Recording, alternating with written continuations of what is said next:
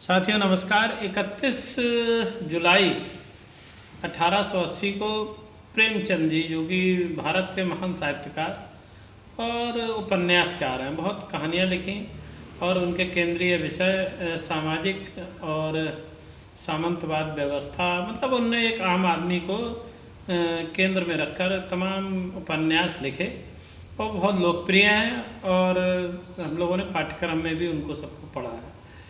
उनकी चर्चा कल जो हुई उन्होंने करी, क्या कहते हैं, उर्मिलेश जी ने अपने मंच पर, और दो विश्लेषण के लिए जो बैठाले प्रोफेसर शंभू दत्त और रोशनी अग्रवाल जी, और बहुत अच्छा विश्लेषण किया, शानदार। और उस बात की चर्चा की कि जो 1933 में उनकी पत्रिका थी हंस, उसमें डॉक्टर B.R. अम्बेडकर का चित्र छापकर उनको एक स्थान दिया था। 1933 का वो समय है कि बाबा साहब डॉक्टर भीमराव अम्बेडकर बहुत चर्चित तो नहीं है, लेकिन उनके आंदोलन, क्योंकि 1927 का महाड़ आंदोलन और राउंड टेबल कॉन्फ्रेंस के माध्यम से जो उनके जो चर्चाएं हैं वो विश्वव्यापी हैं, भारत में भी चर्चा होने लगी थी, लेकिन हिंदी पट्टी में उनको बहुत ज़्यादा स्वीकारता नहीं थी। ये बहुत बड़ी बात थी प्रेमचंद जी की। उन्होंने बाबा साहब डॉक्टर भीमराव अम्बेडकर को हंस की पत्रिका में मुख्य पृष्ठ पर स्थान दिया और वो विमर्श बन जाता है साहित्यकारों में। तो तमाम चर्चाएं वही रही होंगी उस समय, लेकिन मैं आज ये चर्चा करना चाहता हूँ एक और महान साहित्यकार। प्रेमचंद जी अपर कास्ट से हैं और उन्हें आम आदमी को केंद्र में रखकर तमाम रचनाएं लिखी और इसीलिए वो आम लोगों के बीच में भी बहुत ज़्यादा लोकप्रिय थे। आज की जो बात कहना चाह रहा हूँ, विश्वविख्यात ये भी साहित्यकार हुए और किसी विश्वविद्यालय नहीं गए, मतलब निरक्षर थे। अन्ना भाऊ साठे की बात कर रहा हूँ, जो कि महाराष्ट्र के सांगली गांव के रहने वाले थे और बम्बई में और क्या कहते हैं पूना में इन्हें अपना कर्म क्षेत्र, कर्मस्थली बनाया। और मैं ये बात कहना चाहता हूँ कि इनकी जो रचनाएं हैं 27 भाषाओं में दुनिया के देशों में प्रकाशित हुई। तो ये एक सहजने की, एक समझने की बात यह हो सकती है कि लोगों के दिमाग में कि किस तरीके से एक निरक्षर व्यक्ति जिसने कभी स्कूल और कॉलेज में जाके कोई पढ़ाई नहीं करी और विश्व स्तरीय साहित्यकार बन गए।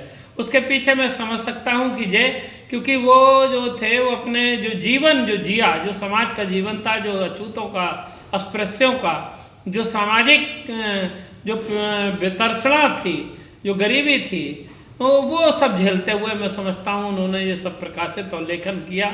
इससे वो बहुत बड़े साहित्यकार बने और उनकी एक जो उपन्यास है पाकीजा, जिस पे फिल्म भी बनी, पाकीजा वो मातंग दलित समाज की व्यथा का पूरा केंद्रीय तत्व है, उस पर फिल्म बनी। उनके समय में तो बहुत चर्चित नहीं हुई, लेकिन बाद में वो बहुत चर्चित हुई और बहुत उसकी लोगों में चर्चा हुआ करती थी पाकीजा की। वो उनके विषय में केवल ये बताते हुए, बहुत ज़्यादा क्या बताएं, लेकिन ये बताते हुए कि लोगों के दिमाग में ये आश्चर्य हो सकता है कि जो बगैर पढ़े लिखा थे तो वो इतने बड़े साहित्यकार कैसे बन गए। मैं ये बात बताना चाहता हूँ। वो सांगली गांव के गरीब समाज के व्यक्ति, और एक बार उनके गांव में, उसके सांगली वो क्षेत्र है, वहाँ पर वो पड़ गया, क्या कहते हैं, अकाल पड़ गया। बहुत परेशानियाँ थी खाने पीने की, गरीब समाज के थे।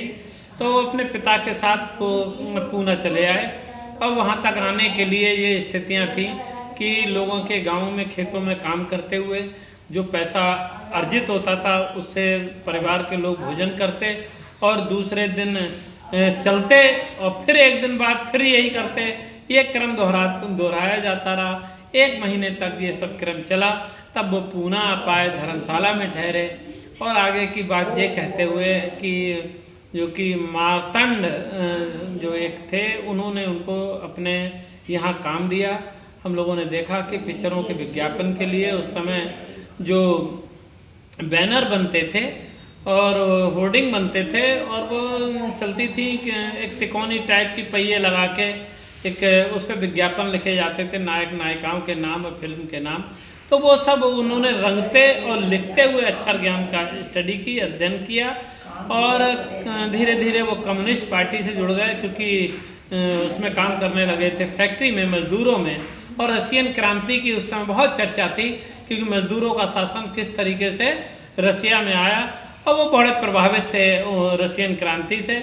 उन चीज़ों को उनने केंद्र बिंदु माना और कम्युनिस्टों के आंदोलन से जुड़ने के कारण उनको फिल्म के लोग काफ़ी लोग जानते थे। ए के हंगल हो और सुबोध मुखर्जी और कैफी आजमी, ए के हंगल, तमाम ऐसे लोग जो थे जो बहुत चर्चे, जो कि कम्युनिस्ट पार्टी के से जुड़ाव था, उनके मित्र बने।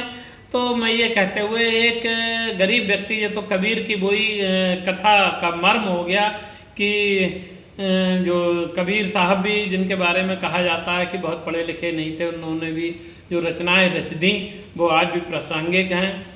कि कबीर को उसी तरीके से जो लोग शायर के नाम से विख्यात हुए अन्ना भाऊ साठे, इनको समाज के लोगों को ये कम से कम प्रेरित करने वाली बात है कि आज बहुत सुविधाएं हैं और वो उन लोगों ने जाति का भेद सहते हुए, अन्याय अत्याचार सहते हुए, गरीबी और अपमान सहते हुए किस तरीके से शिक्षा अर्जन किया और अपने आप को वो स्थापित किया।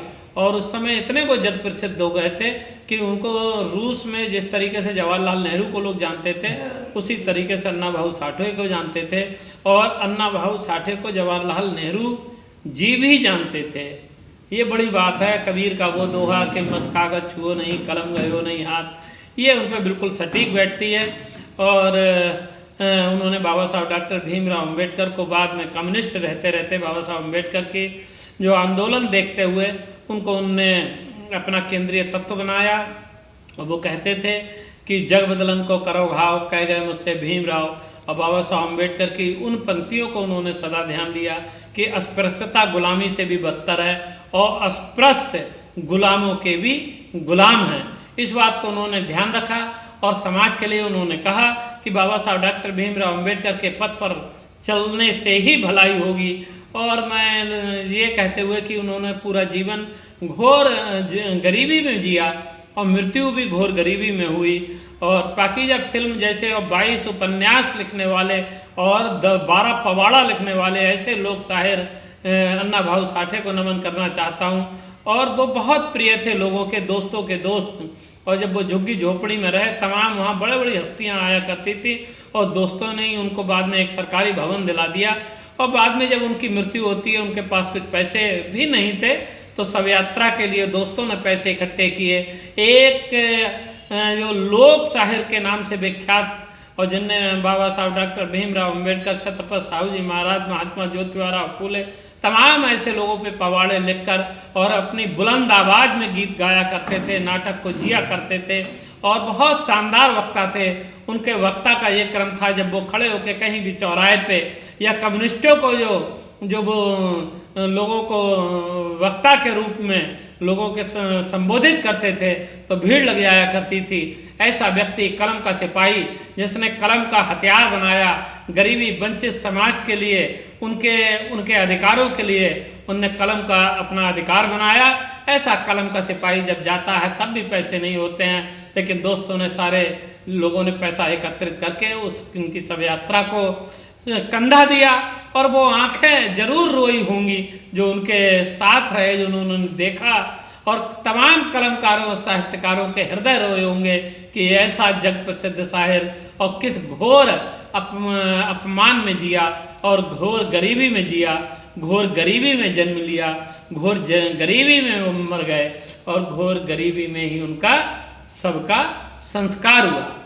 एक बात थी कि जब प्रेमचंद की बात उर्मिलेश जी जैसे अपने मंच पर कर सकते हैं, तो ऐसे लोगों को भी स्थान दिया जाना चाहिए। मेरा मंच बड़ा नहीं है, लेकिन जितने भी लोग 10-20 हज़ार 50 हज़ार तक मेरे व्यूज जाते हैं, लोगों तक बात पहुंचेगी तो वो इस बात को देखेंगे कोई मातंग समाज का अन्ना भाऊ साठे लोक शायर बना, जो कि निरक्षर था, अक्षर ज्ञान उनने पोस्टरों से सीखा और इतना बड़ा साहित्यकार बना। सभी को जय हिंद।